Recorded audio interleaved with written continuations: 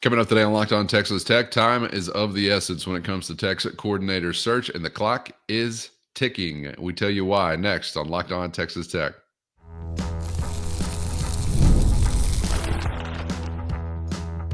You are Locked On Texas Tech, your daily podcast on the Texas Tech Red Raiders. Part of the Locked On Podcast Network, your team every day. Great to be with you again on Locked On Texas Tech on the Locked On Podcast Network, your team every day, always free and available on YouTube or anywhere you get podcasts. And thanks as always for making us your first listen. Today's episode brought to you by FanDuel. New customers can place a $5 bet and you're going to get started with $150 in bonus bets if your first $5 bet hits. So visit FanDuel.com to get started. With the only Chris Level, I'm Casey Cowan. Chris, great to be back with you as we are moving nice and tidy through a wild week.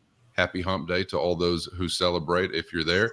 And I hope that we'll have some progress on the horizon as far as some of those resolutions as it comes to your coordinator search that we discussed on the previous episode. Check it out on YouTube or anywhere you get podcasts if you haven't seen that already. But part of why you feel that sense of urgency is because of the timeliness of what's coming up, whether it is National Signing Day, one of them, or transfer portal windows looming. And so you're really looking to have some plans in place, or at least on the way to being in place, for purposes of communication to those guys that you're trying to get to stick with or join a roster, right? So quite the time crunch, to say the least. Yeah, and obviously today is signing day, so you're adding 17 players. You hope to add more starting next week, but yeah, everything just is really sped up, and you're trying to compartmentalize, like, what do I need to work on at this minute, kind of thing.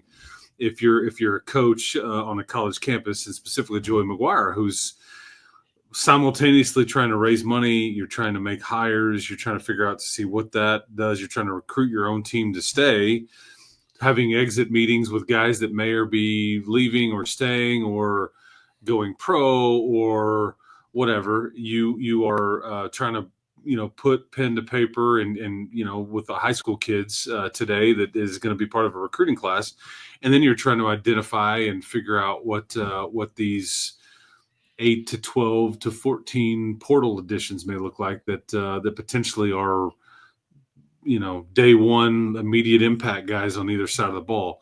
So it's like spin the wheel, like, geez, okay, what do I spend the next half hour on? I don't know. Let's just see. Let's spin the wheel and see where it lands. I mean, it's there's just a lot here. I always have a hard time doing that too. If I got to focus on too many things going at the same time, I just fall apart. If I can focus on one thing at a time, I got a fighting chance at to be decent at whatever you're asking me to do at the time. But that's why I wasn't a good juggler. I struggle. I drop the portal guy. I may catch the coordinator, and then I don't know. I may fumble the high school prospect that we're trying to sign. I don't know, as we're talking about spinning the wheel. So I don't know, but there's a lot happening here, man. Thankfully for our podcast purposes, your juggling dream was dashed very early on in your lifetime, it sounds like. So we're thankful for that, actually, on the other side.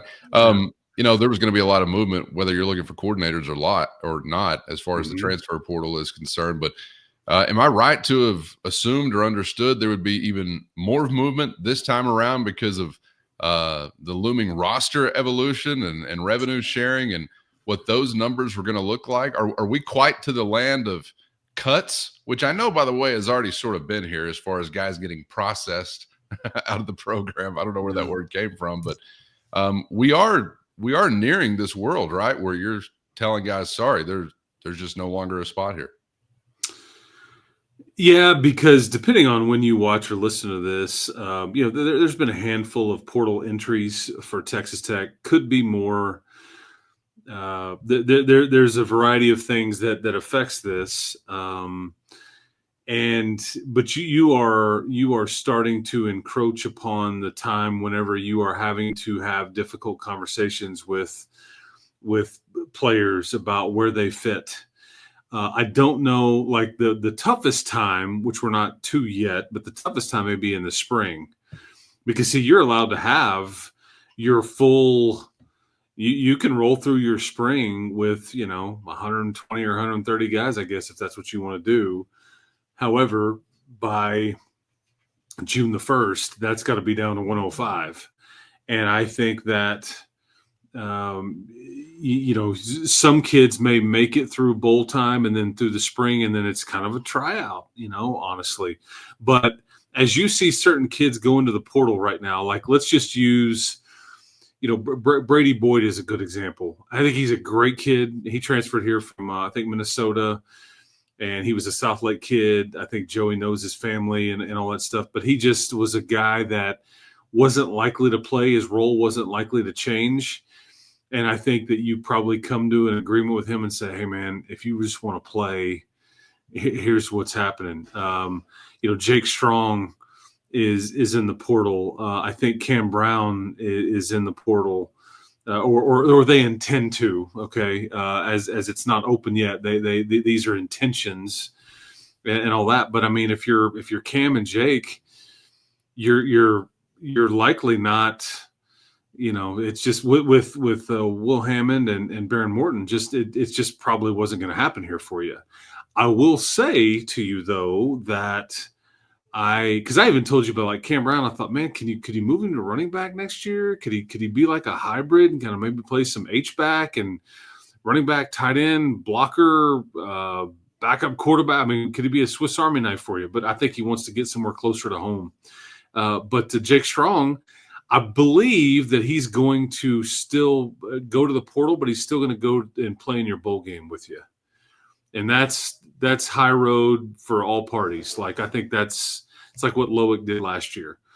They don't have to, and the team doesn't necessarily have to do that. But I think it's like, hey, man, we'd love for you to do that. Man, coach, I really love one more go at it, whatever. And, because you don't know what your quarterback situation is going to look like in that particular game. So it would be good to have a guy like Jay. So I say all this to wrap up, but you are starting to have to make decisions, and the reality is setting in that you can't carry a bunch of guys and extras and just guys that make you feel good, or guys that like, okay, this is insurance in case this happens or whatever.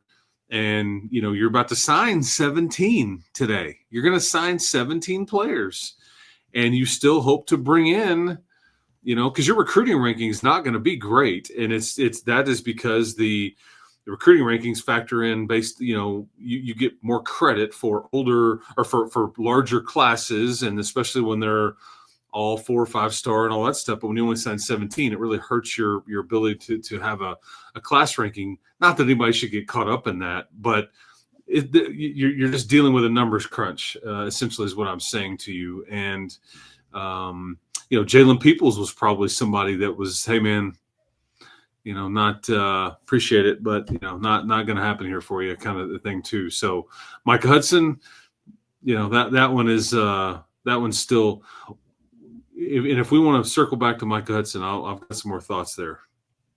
Hey, we're already here. Okay. I just didn't. I was. You got me on the edge of my seat. About to fall over, falling into a trance. There's been a lot of people that have said a lot of things. First, today's episode brought to you by Bettor Together. Daily fantasy sports players, listen up. Hate the team you drafted in season-long fantasy, but want to stay in the action? Are you tired of the same old daily fantasy grind? Make a roster, cross your fingers, hope for the best, all alone. Bettor Together is here to shake it up as the first cooperative daily fantasy platform where teamwork makes the dream work. Got a friend who's a fantasy shark? Play with him. Put him to use, not against him. Put your group chat to the test. See who's the best. It's a great way to stay connected with the crew when gone are the days of watching games together when, work, marriage, neighbors get in the way. Pick more or less on real-time player stats, strategize with the bros to boost your odds, and watch yourselves climb up the leaderboard together like Rocky and Apollo running down the beach. So grab a friend and join the social daily fantasy movement at Bettor Together. Download Bettor Together now from the App Store and sign up using our promo code LOCKEDON for a free $10 entry into any NCAA football or NFL contest. Play with me in Locked On CFB Saturday Games contest coming up this Saturday. Remember the code Locked On because winning alone is fun, but it's better together. There's been a lot of people that have said a lot of things. I've seen a lot of former players kind of like taken up for the program. I've seen a lot of and current players too. Production over potential commentary. I think when it comes down to, and I don't know what Micah Hudson's going to do. Again, this is an intent to transfer, so he's not. We'll just kind of see what happens when Sunday or Monday gets here. But I think he's working through life, honestly, and regardless of what your football opinion is, he played. And I've also, he didn't play enough, or they screwed him, and I've found that hilarious. It's like, why didn't you play him? Well, he played like 90 something snaps and played in 8 games, and other people are saying they screwed him when they burned his red shirt. You've got to be the dumbest guy walking the face of the earth if you think they were like trying to burn his red shirt. He was always going to play. Guess what? Ask him. He wanted to play. He thought he would walk in and really like be heavy hitter from the get-go. It just didn't really, but there was no like even thought about this player redshirting or anything like that. I think that there are people that have suggested that. Is that really an injury, or are you trying to get your year back? And I'll listen to some of those theories and all that. I don't know what's true, what's not. I think it's too late to put the toothpaste back in the tube there, but we'll see kind of what that looks like. But this is at the end of the day, what you have here is you have a young man that is more than likely dealing with the very first adversity he's ever dealt with. And we all went through these things as young people, and some deal with a lot more than others. Some deal with it better than others. I mean, I told you, I don't deal no mental toughness with Chris Level, right? I mean, I just fall apart. Can't compartmentalize. Just you struggle a little bit. I'm kidding, kind of. But I think this is somebody that is dealing with, like adversity. And this isn't like a major thing in his life. This is just like, okay, football and location and now scheme and coach and everything. Like how's this going to go for me? Or do I want to take my party and go do it elsewhere? I think all those things are factoring in. I think that people will wish him well. The worst thing that's going to happen for Texas Tech, 2 things, if Micah Hudson ultimately gets in the portal and leaves, is the PR hit that you're taking or will take. That's really the worst thing. If he turns out to be Jalen Polk, and most are going to go, who's that? Like, who's Jalen Polk? Jalen Polk left here, and he was from East Texas. He left here. He was on one of Matt Wells' teams. I want to say he left after the 2020 season, and he transferred to the University of Washington. And they knew it at the time, and he caught like 30 passes for about 300 yards, had a better freshman year and all that than Micah had this year. And he didn't really do a whole lot the year after at Washington. There was a year where he got hurt and everything. And I thought, I'll never see or hear from him again. Well, eventually he got it. He was about 6'1", 200. And he ended up being, I believe, a second-round pick in the draft last year. And he played the national championship game in Houston. So that's your biggest issues, is if this kid does leave, the PR hit that you will take. And if he ends up being like Jalen Polk, where it's like, damn, he really did get it figured out. He's like a second-round draft pick. But you will be fine at receiver next year. That much I can assure you. And you will go find and likely – buy a ready-made Josh Kelly, Caleb Douglas type player and put him right there, and away you go. So that's the reality of kind of what we're looking at, because there's no guarantee that Micah Hudson will play a ton next year, even if he stays here, and everybody, I guess assumes that he's just going to go to A&M or LSU in Texas and just like step right in and just start crushing it.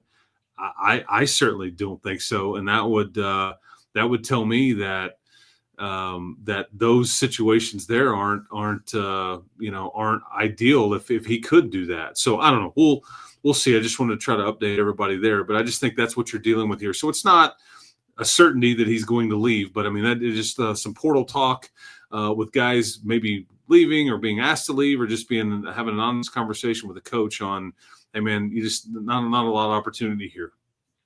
I'm glad you steered us into the category of high priority portal target, because that's really what I wanted to ask you about is anything coming across your radar that seems to be that kind of thing for Texas Tech, whether offensively, defensively, an obvious position, or maybe a surprise, anything developing to that point that stood out to you so far?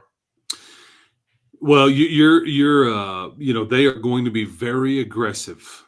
Okay. And I think that comes with the aiming high, that comes with the finances, that comes with this, that comes with all the above. I would tell you that I can't tell you necessarily any names, but because I've seen the Ollie Gordon rumors, and that's not going to shock me if they make him say no. It's just not. I mean, that's kind of what they're trying to do here. I mean, when we were sitting here a year ago at this time, we both thought, yeah, Taj Brooks, man, wish him well. Good luck to him. He's probably just went through senior day.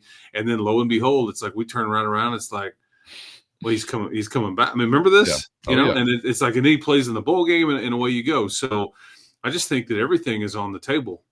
If it fits, if you have a need and there is some fit there and the money makes sense and all that, I think that they're willing to play ball with you. And that includes like the Ollie Gordons of the world, theoretically, because guess what? You do need a veteran running back. You do. You've said this. You are going to go get somebody out of the portal to pair them with Jacoby Williams and Cam Dickey. So it's not just the true sophomore show next year. You need potentially what happens with Micah. You will need to go get a wideout. I think you planned on him starting in the bowl game, or if Josh Kelly doesn't play, or certainly next year. I think that's the plan. And so if not, you will more than likely go add somebody from the portal that has got some serious experience. But if you're asking my opinion on what, and heck, man, you may now need to go get a quarterback out of the portal if you want to be honest, because you're not going into your season with just two guys next year. And your freshman that you're going to sign today has got an injury. He's going to miss the entire spring, and he's going to miss most of the summer. So it can't just be Baron Morton and Will Hammond. Okay. But as far as like priority and I think this is probably pretty close to being accurate. I'd be willing to bet you that left tackle is 1. Okay. D tackle and or edge is 2 and 2B. And you could even give a 1B to like a guard or another tackle on the offensive line. But it's all about the trenches, brother.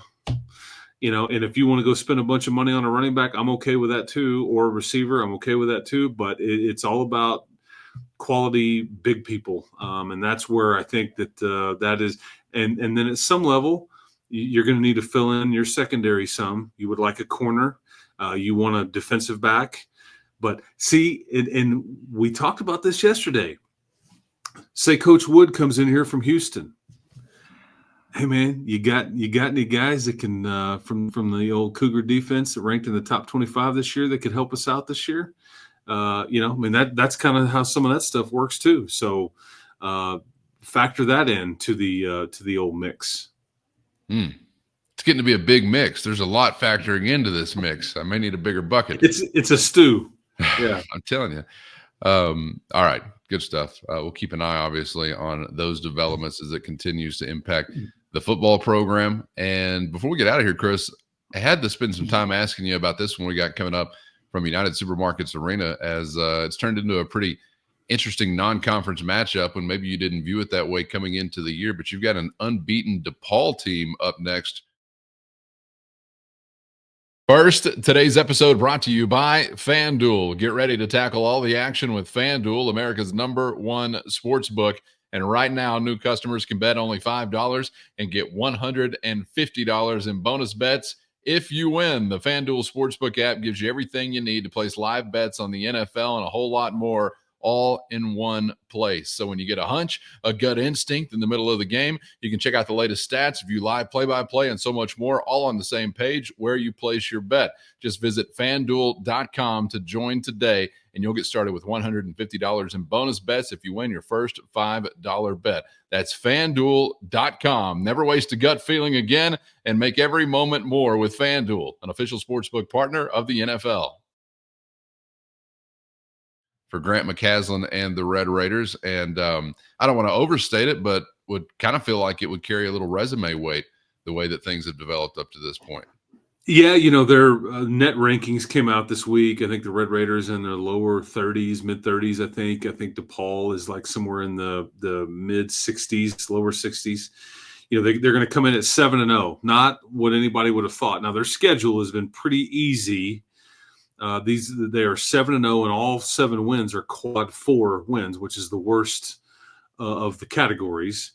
They've also all been at home. But you're talking about a team that's going to come in with some confidence. Chris Holtman was let go before the season ended last year from Ohio State. He took this job. A lot of people are like, dude, what are you taking that job for?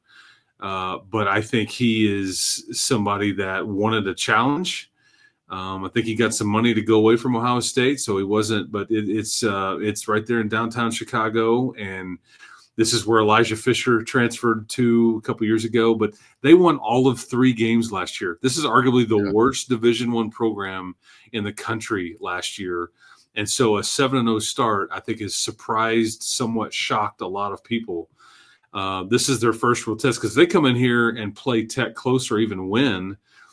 They're going to be on the right side of the newspaper for all the right reasons and everything like that. But this is an important game for Texas Tech too, because you only have it's this week. You've got 4 games left before conference play starts, and it's DePaul tonight, it's A&M on Sunday, and then you have a week off before you play Oral Roberts and Lamar before some more time off, and then UCF rolls in there, and then you're just got your sleeves rolled up and you're buckled up. So this one should be fun, and I'm looking forward to it. They make like 13 threes a game on average. That's how they've shot it in their building. So we'll see how they do it in the arena tonight. And it's going to be a late night at the arena too, because I think tip-off is like at 8:15, 8:20. It's going odd time. So, but should be fun. Yeah. And man, that 3-point shooting just kind of put a little chill up my spine because we just saw something that was resembling, lights out 3-point shooting in Brooklyn. So St. Joe's gave me a little bit of a sour taste as far as the defense on the perimeter in that game. So something to keep an eye on here. And yeah, this is a big week for Tech as they look to make a dent in the resume, in the few opportunities your non-conference schedule allows for you to do it. But kind of hard to believe that the Big 12 is already knocking on the door just around the corner. But looking forward to it, and should be a lot of fun. Hopefully some wins. The most fun thing we could possibly engage in, winning. Will be stacked up here over the next couple of games. Hang with us as we continue to keep an eye, of course, on what's happening throughout the day. As we touched on the previous episode, timetables are rapid this week as we're looking ahead to resolutions in the coordinator search. And then the fun really only begins as far as the roster evolution is concerned. That will be ongoing, but we'll be here to chop it up. Chris, appreciate the time and insights as always, man. Enjoyed it, and we'll catch you for the next one. Yeah, appreciate it. I hope to see everybody at the arena tonight. And yeah, like you said, Calvin, I'm not going to be shocked if at some point today, or maybe by the time you even see or hear this, if you have a defensive coordinator in place and all those things. So we'll just we are paying attention to it as close as we can, just like everybody else is out there. But hey, we got basketball tonight, so it should be fun. And guess what day it is, right? Hump Day. Yeah. So there we go. So guns up, keep hope alive, all that good stuff. We love you all. And thank you for the time. Shout out to the everydayers for being there once again. Hit the show notes and become a Matador Mobster if you're interested there. It's a direct line to Chris and myself with one-on-one text sent straight to your phone. You can hit the show notes, find the link for a free 14-day trial. For Chris, I'm Casey. Thanks again for joining us today, and we hope to see you back for the next round on Locked On Texas Tech.